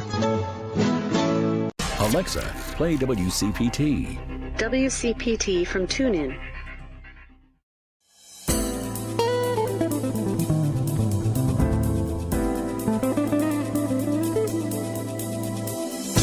All right, guys, welcome back to Chew's Views. If you were just tuning in, I'm Richard Chew, and we're talking with our good friend Kurt Mullett from Hoosier Blue 63. Got to check out the work that Kurt does. I mean, seriously, Substack, his post, all the good stuff. And like and share, because it's good stuff, and you should be doing that. Kurt, what are your thoughts about this upcoming press conference that Trump said he's going to have, I guess, tomorrow? Some people are speculating that it's going to have something to do with the 2020 results of the Georgia election. What are your thoughts there? And you've probably seen a variety of things. Go for it. Well, it's really big, really big news. It's big news. It's there's really going to be something big that it's going to be great. It's really big news. So give me a break. This guy, I can't say what I want to say, but are you serious? I mean, how long is this guy going to bang this drum? How long is he going to continuously talk about this? It's just crazy. I mean, this guy is, how much of a narcissist do you have to be to still be whining about a defeat from 6 years ago? And I'm putting together some stuff today because I want to talk about this. The only proof that you could find that there was any cheating that actually took place in the 2020 election is by the Republicans. Mm-hmm. We had a phone call to Georgia. We had Rudy Giuliani calling Arizona saying, well, we have a lot of theories. We just don't have any proof. I mean, that right there, doesn't that speak volumes about the whole thing? The fake electors. I mean, and the ones that have been convicted have been Republicans. Yeah. It's just like, I mean, seriously, but this is the drum he has to be in order to keep his, his people, his mass, his cult motivated to, to support him because he knows he's a disaster on all the other fronts, Yeah. I mean, and the grifting that this guy does, it's unbelievable. So yeah, whatever. This is nothing different. This is nothing new. I mean, this is just the same old crap that this guy has spewed out of his mouth, it's just, and he's doing it obviously once again as another distraction. But this is where, they used up Tulsi Gabbard. They got her to be, sort of the shadow person when they went in and grabbed voting information. And that was yet another distraction. But, some of the Dems are stepping up in this space and reminding people to not fall asleep on this. And then I think it was Representative Garcia out of California that said, pay attention, even though it's a distraction and it's craziness. Like you just said, Kurt, people should pay attention because it is something that, we look away, then we're wondering why. He's doing more harm to our election system in this country than any man has ever done. He has totally done more harm than anyone. And again, Richard, I've said this before, and you know how I feel about this. I put a lot of the blame on the Democratic Party because on January 21st, we didn't arrest him and throw him in jail and indict him and charge him for treason. When he was a private citizen. Yeah, I mean. We failed. We failed ourselves. So yeah. This is what we've been left to deal with, because all of these other things that you talk about, and I agree with you, the voting and all of this, none of this would have took place if we had done what we should have done. And then we had the power to our do. Forefathers were sitting there looking at us doing, what are you guys doing? Why, this is what we didn't want, and this is what we were trying to prevent from happening, and you're allowing him to continue. So yeah, I go back and I say to myself, and I say it on the air, there's a couple things that I wish had been done differently in January or February of 2021. But part of it goes back in some ways to something that Professor Glaude alluded to about the country's lie to itself about how perfect it is and how right it is and how good it is and how much of a savior it is. And the country it created that. And then when things happen. And who we are. And who we are. And then when things happen, Kurt, the lie kind of gets in the way of getting things done. So, yeah, where am I going with this? Decorum, the decorum of you don't mess with the former president and you don't, all that stuff, I think, and the quote words like institutionalists and blah. Well, some of our institutions are jacked up, just be honest. They just are, to use a word. And so I think that mindset got in the way. I'm not in his mind, but I think that mindset got in the way of President Biden and to some extent Kamala Harris and the other institutionalists that ironically have law degrees. And so, they probably got in their own way out of fear of being perceived as not doing the American thing, which was to let the former president alone. And there's nothing in law, there's nothing written about that, but, they bought into it. And that's where the Democratic Party missed the opportunity to shut this garbage down, in my opinion, in the first 100 days, if you will, of President Biden's administration. I know you and I will get criticism for that. I don't care. But immediately. Yeah, immediately. I use first 100 days because that's oftentimes one of the measuring sticks. But not to belabor what you're saying. I agree with you there. So, one more thing I want to. But that's who we are. That is who we are. So. Yeah, and that's kind of. I mean, you and Professor Glaude are saying a similar thing about we fall into that we fall asleep into that mode, and then we don't do the things that we need to do to actually achieve the things that we say we are as a country. So my hope is the next time the Democrats are in power, that they bring the messaging of you and me and the sledgehammers that you and I have in the trunk of the car to the fight. So.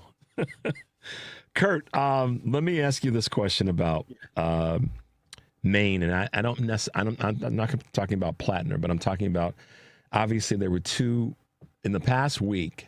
So it's really a question about ICE, but it's also about Maine. In the past week, there's been two more murders of folks by ICE, one in Texas and one in Maine.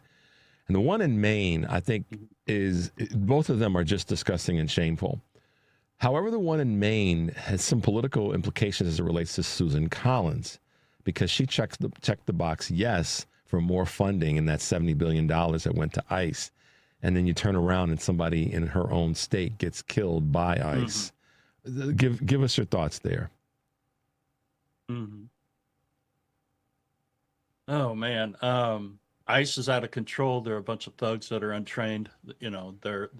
They're Dollar General junkies who go to McDonald's every day to eat their, lunch and stuff.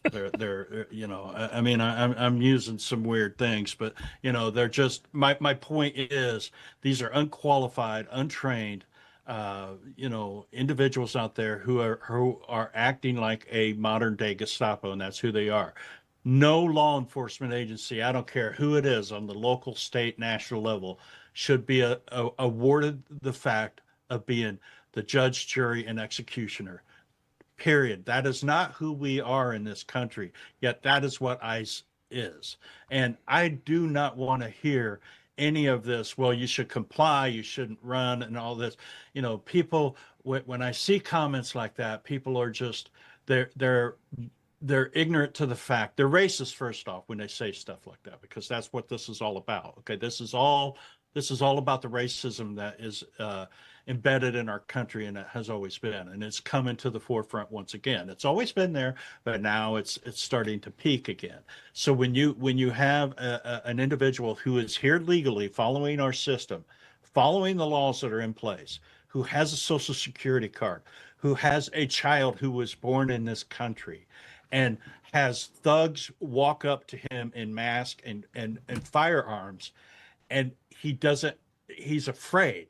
That's why he wasn't trying to get away because he's a criminal. He was feared for his life, and justifiably so, because look what happened. Mm-hmm. We have to also keep in mind about the optics that are happening.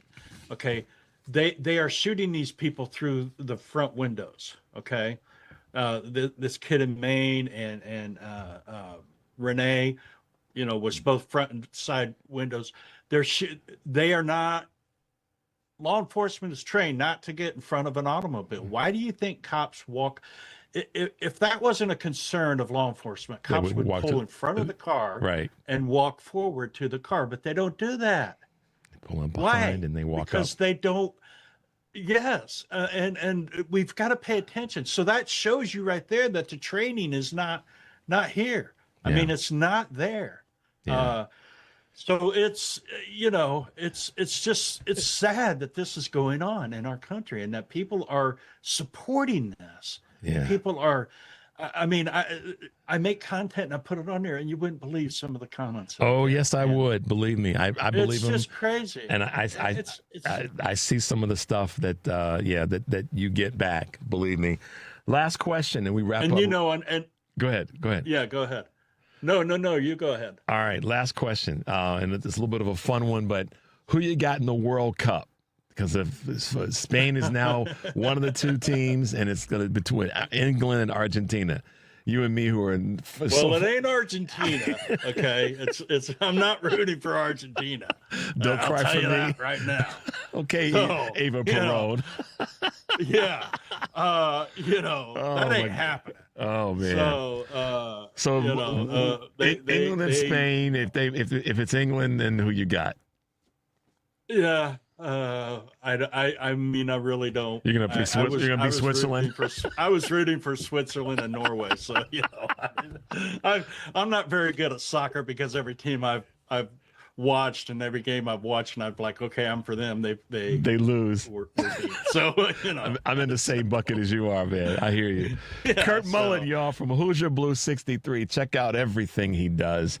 Thanks for being with us, my man. Good to see you as always. Have a great rest of the week. I appreciate it. Yeah, you do the same. All right. Stay cool today, man. Yeah, you too. Stay hydrated. All right, guys. 773-763-9278 is the number. It's been great hanging out with Kurt. We're going to take a quick break. We're listening to Choose Views on WCPT AM 820 in Chicago and WARR 1520 AM, 103.5 FM from Warren County, North Carolina, and AM 950, the progressive voice of Minnesota.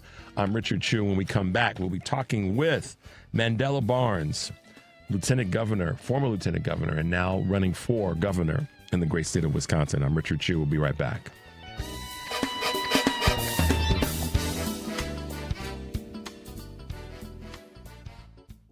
A loved one owns a gun, and for a while now, you've been concerned about their behavior. They're just not acting like themselves. They've been distant, they've been unpredictable, they've been lashing out. They've been saying things that make you worried they might harm themselves or friends or family. Or you're worried this loved one might hurt you. Maybe they recently threatened someone with their gun. You know something needs to be done, and you wish more than anything you could hit pause on this situation. Well, here in Illinois, you can, with a firearm restraining order. In extreme cases, this order temporarily prevents a person in crisis from having a firearm, giving them time to heal before they do something dangerous or even deadly. If you are worried about a loved one in crisis who has access to a firearm, learn more about firearm restraining orders at illinois.gov/pause to heal. A public service announcement brought to you by the Illinois Department of Public Health, Brady, and the Ad Council.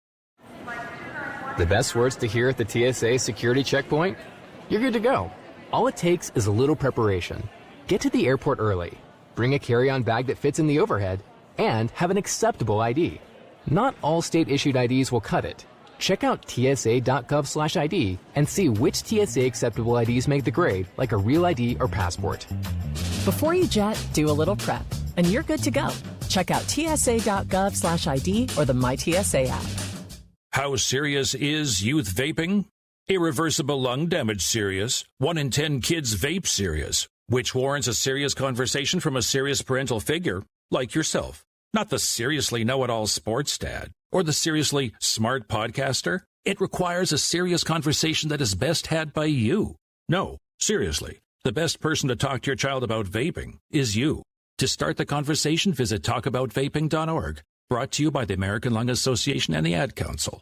This is Chicago's Progressive Talk, 820 AM, WCPT Willow Springs, and online at WCPT820.com, where facts matter.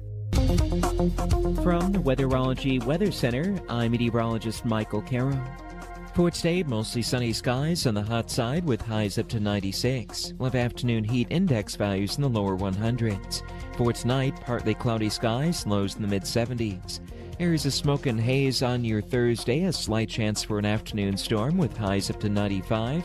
Scattered showers and storms Friday, highs in the lower 90s. And that's your latest Chicago weather update. Right now it's 79.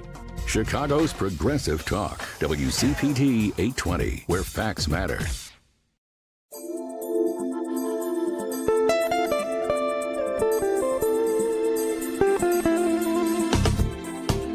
All right, guys, welcome back to Choose Views. I'm Richard Chu. If you're just tuning in, thanks to Kurt Mullett for hanging out with us, and Eddie Glaude, Professor Eddie Glaude as well. And with us this morning also, someone that's been with us before. I think he was on Henry during Black History Month. So we had a lot of conversation around Black history is American History 365. And who is that? Former Lieutenant Governor of Wisconsin and 2026 candidate for governor of Wisconsin, Mandela Barnes. Good morning, sir, and welcome back to Choose Views.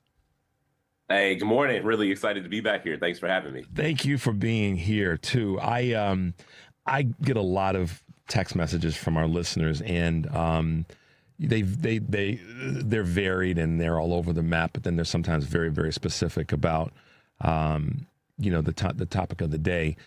And you running, since we talked back in February, a lot's happened in the country since then. I don't think the war had started when you were on last time, but here we are. And governors, I talk about this in the states. The governors right now and the AGs in many ways are holding the line on a lot of what the federal government is doing to harm the country, just calling it as it is. How are you seeing that in your role now as someone that's running for governor of Wisconsin? Well, Congress isn't doing it. Speaker Johnson isn't doing it. John Thune isn't doing it. So the only backstop we have are governors across the United States, more specifically Democratic governors. Thank you. And to that point, and so to that point, we obviously can't both sides that because it's not a both sides thing. But Democratic governors are holding the line. It is the last line of defense, especially in swing states. When you look at election protection and election integrity, this is going to be paramount going into 2028. If there was ever a year where a wave was necessary, it would be 2026, because with a very unpopular president, categorically unpopular, whoever succeeds him as the Republican nominee for president is going to try to attempt the dirtiest tricks in the books. They are already trying to do so through the SAVE Act. They're trying to do that through legislation to prevent people from voting. So we need to ensure that we have the strongest guardrails in place in states all across America, and we can actually lead by example. We can hold rogue ICE agents accountable. We can show up and be able to ensure that there is a buffer between the federal administration, between the White House and communities that have been disproportionately impacted. That's what this race is about. What are you finding and hearing from voters? If we go back to when you were on earlier in the year, up until now, what have been some of the experiences, some of the things that you were surprised to hear from people, some of the things that you've learned, and how you're taking that forward to improve and make yourself even a better candidate for this seat?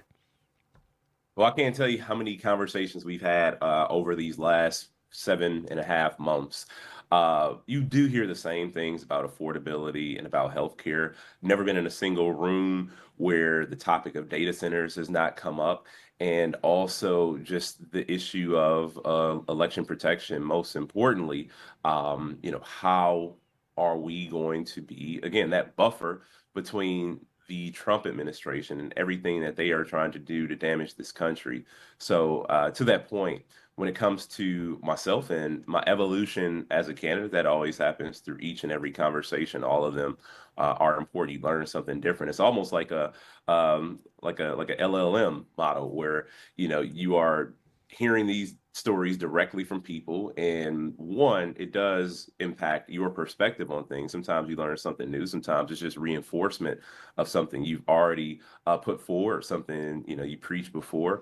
But at the same time, it just makes you more urgent. And I know that my sense of urgency, which has always been there, has increased even more because of the fact that people have been let down for so long and feel like things haven't changed and feel like things won't change. And they want a leader who's going to stand up and fight. And there's not a single person running on either side of the aisle that has my track record of standing up and fighting, putting myself in the most difficult and challenging circumstances, fighting on behalf of all the people of the state of Wisconsin. One of the things that has been, for lack of better words, pushback from those that are running against you, or that you're running, however you want to put it, it's a crowded field. We got a crowded mayor's race here in Chicago, and it's coming from people who are Democrats. So that's a reality of politics sometimes. But in your case, you decided to not let the moment miss when you said, I'm going to ramp up the conversation here. And recently you started speaking a little bit, I'll say from the bottom of your shoes when it comes to what other candidates don't bring to the table. And that many of them are not as equipped, and many of them are just in the race because they're well funded to be in this race. So little bit of combination there. You raised the temperature a little bit. You've been critical of PAC money. You've been critical of people that are in the race because of that. How does that sit with you now?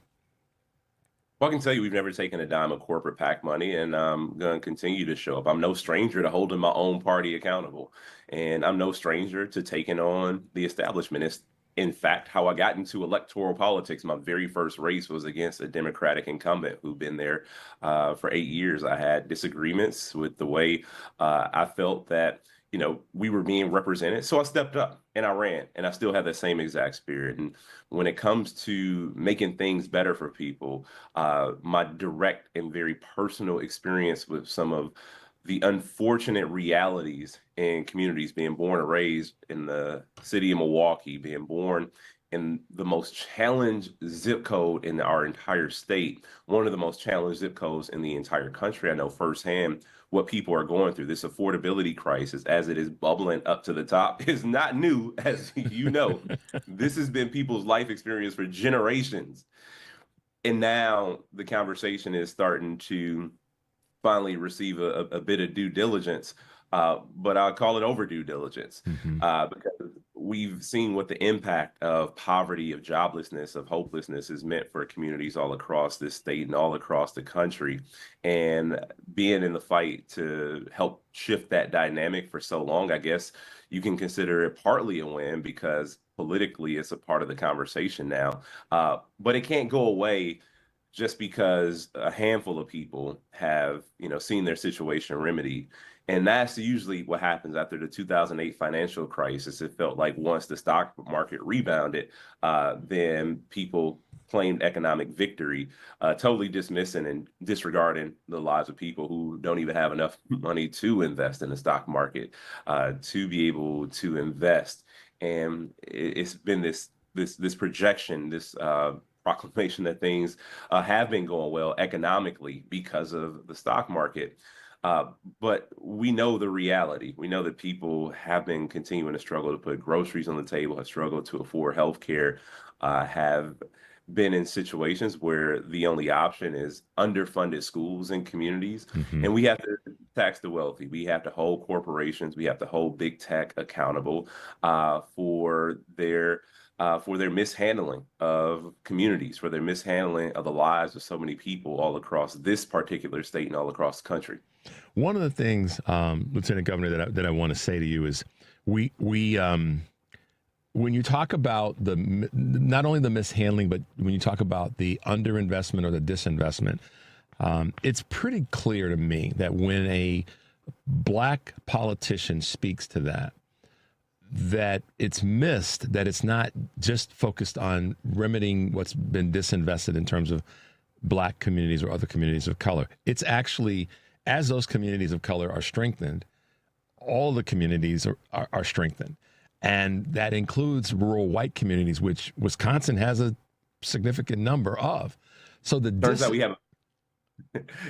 Say that again. It turns out we have a few. Yeah. So the disinvestment conversation, oftentimes when a black politician talks about it, it's perceived as we're only looking to help black folks or other people of color, when in fact that's completely wrong. It's everybody under that tent. Mayor Johnson's running into that. I mean, and I use that because it's true. Mayor Johnson's running into that here. Mayor Scott's running into it in Baltimore, and other black politicians are running into that. When we speak about disinvestment or underinvestment, it's perceived the wrong way. How do we, I don't say correct that, but how do we make that less misread or misunderstood? So when you bring up the material living conditions of people in this state, unfortunately, there is a disproportionate impact that falls on racial lines. We've had one of the highest rates of unemployment, highest rates of poverty, health outcomes, educational outcomes, you name it. The list goes on. Impact of environmental hazards as well. And the idea that they only exist in black communities is just so not true. You mentioned rural communities all across Wisconsin because they are experiencing this as well. And this is about communities that have been completely left behind. When I talk about my own personal story, I bring up the factory job that my grandfather had, after his service during World War II. And that factory where he worked, he was able to show up one day effectively, leave 35, 40 years later and retire with some comfort. He was able to create a middle-class foundation. No college degree, but he was able to purchase a home. And you think about how hard it is for people with college degrees, advanced degrees, to be able to purchase their first home in this day and age. Now, I say all that to say that, that factory doesn't exist anymore. And it's not as if people got tired of working. It's because corporations and the executives running them felt that they can make more money for themselves by sending our good paying jobs to other countries. And our communities still haven't rebounded. But this is also the story in rural Wisconsin as well. There are shuttered factories and there are family farms that are going away because corporate interests are showing up and they are ruling the day. And these are the issues of corporate greed that impact communities all across Wisconsin. So when we talk about improving quality of life for Black people in Wisconsin, the remedy, the solution that would improve quality of life also helps out people in rural Wisconsin. The lack of access to healthcare in inner city Milwaukee is an issue that is felt in rural communities who don't have health access because these hospitals and clinics are too few and far in between. So I'm glad you brought that up because the more we have these conversations, I guess I could have brought that part up earlier. The more we have these the more we have these conversations, the more I get to talk about how there's so much more in common that we have, whether it's between cities and more rural areas, or the more things we have in common along racial lines, because we've all been dealt a bad hand. We've all been set back. We've all been left behind. Yeah, that's such a great way of putting it. And I knew I pay attention to what you've been talking about, so I knew that you had some unique and weathered experience there. Lieutenant Governor, let's take a quick break. The number is 773-763-9278. You're listening to Choose Views on WCPT, AM 820 in Chicago, and WARR 1520 AM and 103.5 FM from Warren County, North Carolina, and the great state of Minnesota's AM 950, the Progressive Voice. We'll be right back.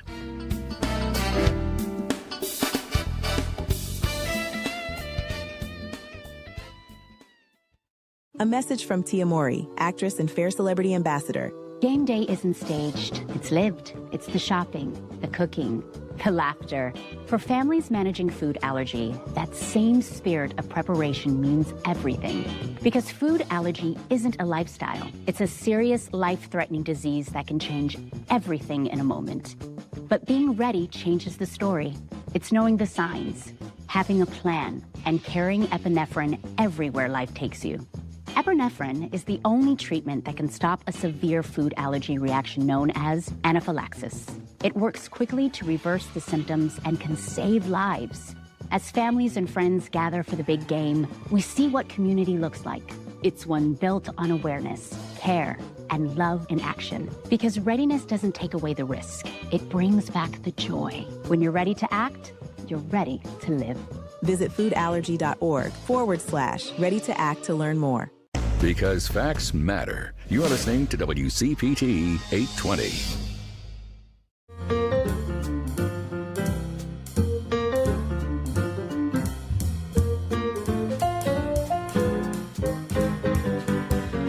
All right, guys, welcome back to Chew's Views. I'm Richard Chew. If you're just tuning in, and we are talking to former Lieutenant Governor of Wisconsin, Mandela Barnes, who is running for that CEO seat of the state. Thanks for being with us this morning. I know that you've been rightfully critical of folks in the Democratic Party that are running for the seat, but the guy that's going to be Trump's rubber stamp is ultimately going to be whoever you or whomever ends up winning the primary is going to have to go after. And he's got some exposure, I guess you could say. Let's talk a little bit about what you see in Tom Tiffany and how he's just another rubber stamp for Donald Trump and the Republican Party. You know, he's no stranger to me. We were both in the legislature together, so I do know him pretty well. And the funny part about the rubber stamp part is, like, he's legitimately been this way before Donald Trump. You know, he was one of the people who ushered in all this madness, all this hyper-partisan, radical, right-wing ideologue agenda Republicans. Like, he's been this way. But now that Donald Trump is president, he has spent his entire time in Congress doing the bidding of the president versus what the people of the district he represents have been calling him to do. He voted against the extended Affordable Care Act tax credits. He's a person who said that if you are at threat of artificial intelligence taking your job, you should just get a new job. He has praised tariffs, and he thinks that they are a good thing, which means that he has not had a single conversation with a small business owner or a family farmer, because they will tell you otherwise, and they will tell you so quickly. He's a person who continues to deny the 2020 election results. And this is a person who's looking to run our state. And if given the opportunity, he would absolutely overturn an election result that he didn't like. And so when you say he's exposed, more than exposed, he's exposing himself. He's telling us very well who he is, who he has been, and who he will be. And it's not enough to just run against how awful he is. And I've been very clear that the path to victory is leading with our values and leading with our vision, showing up for people all across Wisconsin. And that vision has to be bold. That vision has to be one that changes, or that takes us from where we are now to where we need to be, which is so much further into the future. We have to catch up to our Midwestern neighbors on a lot of things, like raising the minimum wage, legalizing marijuana, also expanding healthcare. And if people don't know what they are voting for when they're showing up to vote for Democrats, then that's when you get people staying at home in a critical election. We can't afford for a single eligible voter to sit this one out. How are you reaching out to those? Because, I mean, we know on a national level, in 2024, that some 80 plus million people stayed at home, didn't vote. And we know that a lot of those were Midwestern voters, unfortunately, and certainly in the swing states. And so that's why the numbers, if we were to believe them, ended up the way that they did. So that's a critical piece right there, Lieutenant Governor. What do we have to do? What can we do to get those folks, and we're talking about state because you're running for governor, to get those folks off the sidelines that said, nah, I'm just not going to do anything? Well, I'm glad you brought that up, because for the last few years, I should say prior to launching this campaign, I've been leading an organization called Power to the Polls. And Power to the Polls is focused on engaging new and infrequent voters, primarily Black voters that fall into this mix. This was technically a statewide operation, which it was, but we operated heavily on the ground in population centers from Kenosha all the way up to Green Bay. And through that work, Milwaukee ended up having the highest voter turnout, the 50 largest cities in 2024. Wow. And it wasn't And it wasn't one of those, get out the vote programs that lasted for a month. This was a year-round program and steadily engaged communities, talking to people about what was important, but most importantly, asking questions and talking about why people did not show up to vote. And it was the largest independent voter mobilization effort ever in the state. It was the largest Black voter outreach program ever in the state. I'm very proud of the work that we did because it showed results. Even the former Democratic Party chair, Ben Wickler, he would show up on our Zoom meetings to help us raise money. The idea, and we were asking money from the same people. So, for him to, show up with that level of support just speaks to the efficacy of the work that was taking place. So to that point, the model is there for getting people out to vote. I got my start as an organizer. I still see myself as an organizer. And there's organizing that needs to be done. There's organizing that is happening, not just throughout the course of this campaign, but we will have to organize post-election as well to see an agenda through, especially depending on what the legislature looks like. Yeah, so that I don't want to leave that. I don't want to forget that. There's a name that comes to mind that when you were just talking about the power of the vote and getting people involved. Lavora Barnes in Michigan, who talks and works real hard at getting people involved, but she says that we got to give young folks something to do, something to be a part of, because that's how we get younger voters involved and keep them involved. And I think that's the part there, the keep involved, which is what you kind of alluded to, or you stated it. We have to do is keep people involved, not just during the election cycle, whatever that may be on a state basis or on a federal level. How do you see that, and what do you want to see us do more of collectively to keep people involved? So keeping people involved, I think that stems from, or I think that can come as a result of seeing campaign promises through. The reason people get involved is because they take on an issue. They see an issue that's important to them, and they want to help support the person that's going to push forward and be bold on that issue and provide a solution. And so you look at the campaign as step one. And for those folks who are just getting involved, you look at seeing policy through as step two. And that's the important thing to try to keep people involved and engaged with. Also takes, regular communication, because people feel as if, nothing is happening after the campaign cycle. And I can tell you, whether it's a politician you like or a politician you don't like, something is happening from the election. And so to make sure that it is the thing you want to see happen, that's why it's important to get involved. And what I've also done is, there've been a number of people who've worked with me before who ended up running for office. And, that is another way to keep people engaged at a different level. And I think that's important too, that people see potentially running for office as a possibility for them when they may have never even considered doing something like that. Do you think that our national Democratic Party is allocating money in the right direction in terms of some of the state elections and its participation in that process? So from what I heard, I have not been made aware that they are. I know there was a lot of consternation about issues of funding. That was the conversation earlier this year about which direction the DNC was headed in. There was some consternation about how much money was going to swing states versus how much money went to places like Guam, which, obviously is a completely different story. So I'm not sure if that's been fixed yet. It could have been, and I just don't know. And so I can't necessarily speak to it. Got it. I hope that realize that investing in be a lot more. It's a very prudent thing to do, and it gets us. It allows us to kind of plug some of the state holes, or the holes that are in certain states, to make sure that state legislatures are in check. And that leads to my last question before we wrap up. How the Wisconsin state legislature, give us your quick assessment of where that is and what's got to change for you to be able to be successful as governor.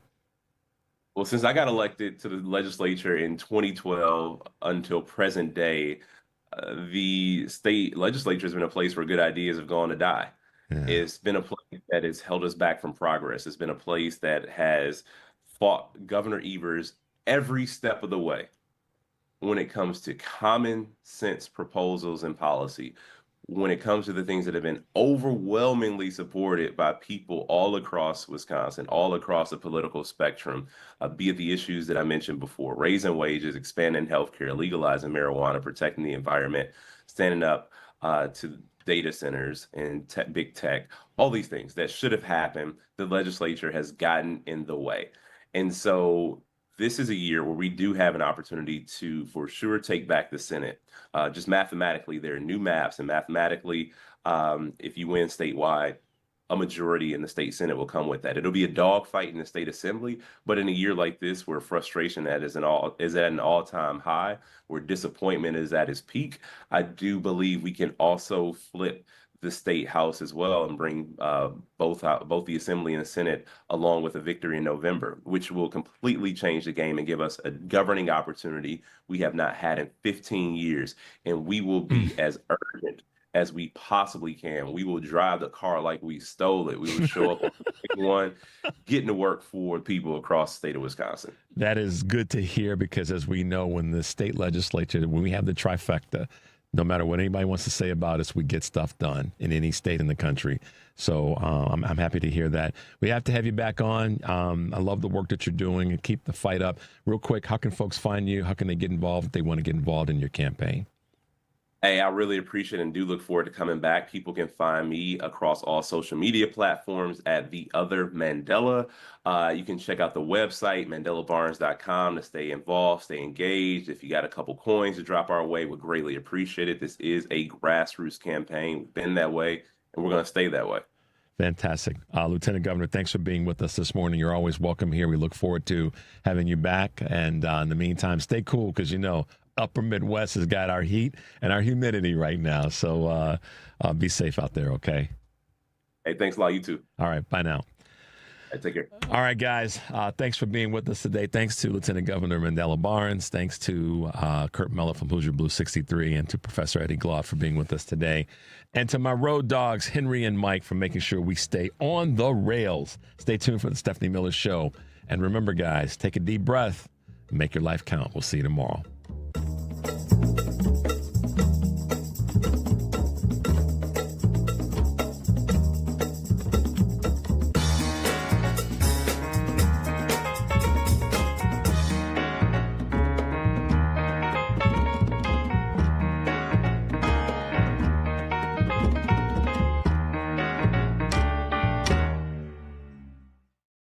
Behind every meal are the efforts of our farmers and farm workers, whose work feeds our families and powers our communities. For more than 30 years, AgSafe has supported this industry with the knowledge and resources needed to keep workers safe and thriving. We partner with agricultural employers to strengthen safety practices and provide hands-on training. Safety isn't paperwork, it's people, community, and peace of mind. Learn more about our work at agsafe.org.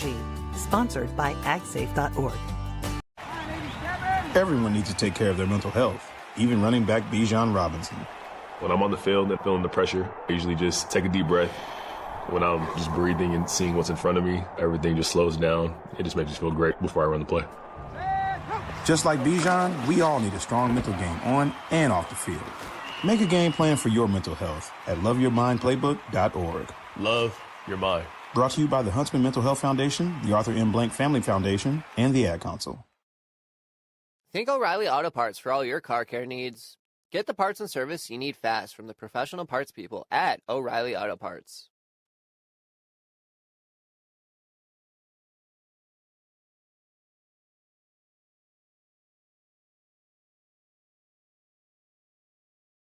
AP News, I'm Marcela Sanchez. President Trump says Immigration and Customs Enforcement should continue conducting traffic stops, seeming to contradict a new policy to stop them.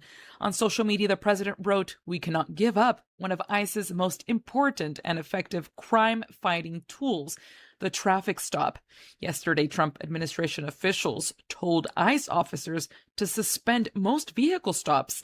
The policy change came after an ICE officer shot and killed a Colombian driver in Maine on Monday, and another officer shot and killed a Mexican driver in Houston last week. In other news, Darlene Graham Nordone has been sworn in to temporarily fill her brother Lindsay's Senate seat. AP Washington correspondent Sagar Magani reports. First on the Senate floor. So help you God. I do. Congratulations. Thank you. And then ceremonially by Iowa's Chuck Grassley in the old Senate chamber. Emotions were high as Graham took office 3 days after her older brother died unexpectedly. South Carolina's governor appointed Darlene Graham yesterday. I'm going to do this. I got it. A special election next month will decide a new GOP nominee in the general election, since Lindsey Graham had been seeking a 5th term. His sister now holds the first public office of her life as South Carolina's first female senator. Sagar Magani, Washington. Iran is threatening to stop all energy exports leaving the Middle East after the U.S. reimposed its blockade of Iran earlier today. The U.S. also intensified its airstrike campaign in retaliation for Iran's attacks on ships trying to pass through the Strait of Hormuz. Iran claimed attacks on Bahrain, Kuwait, and Jordan. This is AP News.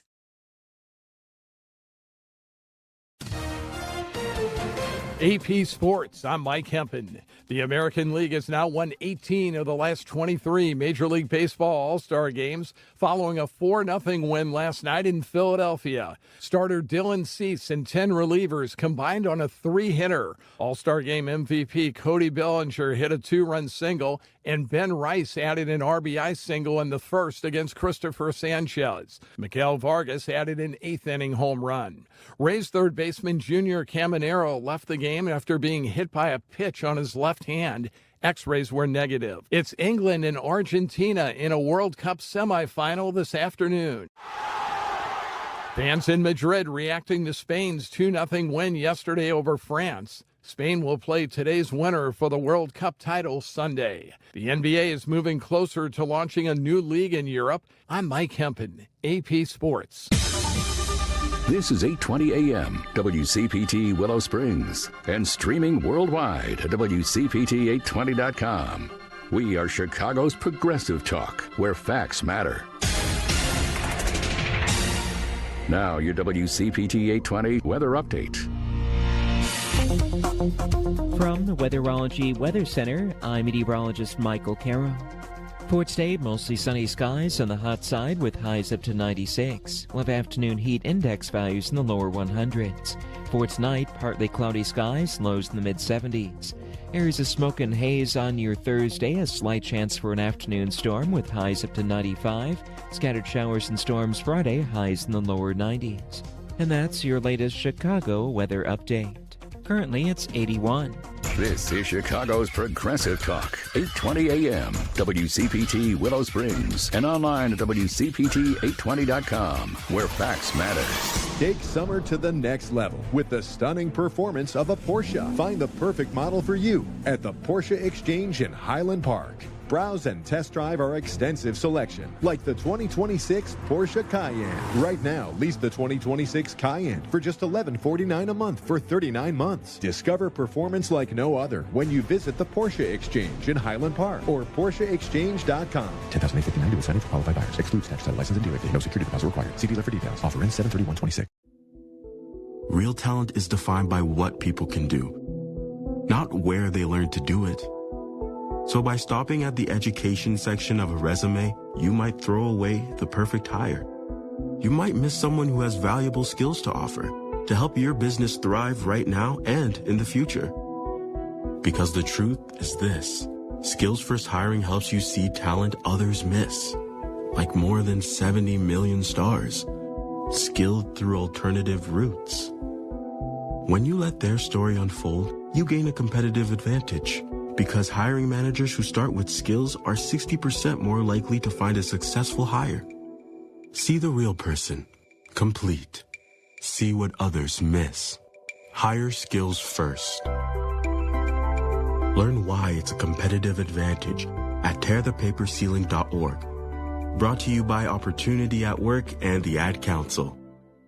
Hi, I'm Kevin Love. Sony Pictures Animation's film GOAT is out now, and we've created something special to go with it. Inspired by the film, GOAT Beyond the Game is a free curriculum that gives kids creative ways to support their emotional well-being. Designed to help kids build their confidence, stay focused, and navigate their emotions, the program brings the film's core themes into the classroom through fun activities. These are evidence-based tools that actually work and will help kids discover they have the power to change the game. Visit kevinlovefund.org and download it today for your classroom or family.